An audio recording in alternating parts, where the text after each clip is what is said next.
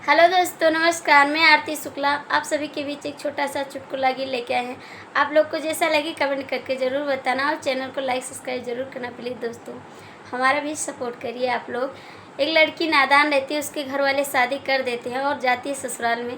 क्या कहती है अपने हस्बैंड से, एक बार ज़रूर सुनिएगा आप लोग। लड़का समझ कहाँ आईली गवनवा, तुम्हें भगवती लूटना, तुम्हें भगवती लूटना।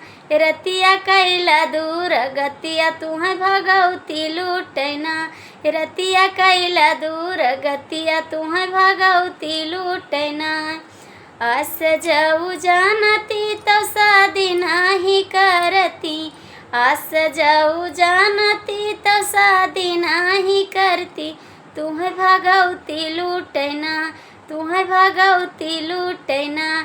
रतिया झूलनी टेढ़ानी, तुम्हें भगवती लूटना। रतिया झूलनी मोर टेढ़ानी, तुम्हें भगवती लूटना।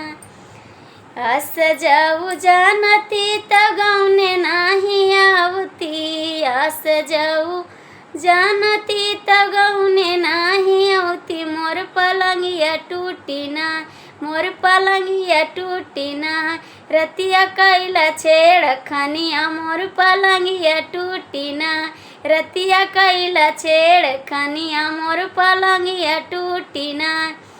मोर पलंगिया टूटी ना, मोर पलंगिया टूटी ना।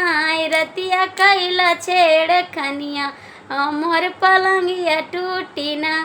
तुम्हें भगवती लूटना, तुम्हें भगवती लूटना।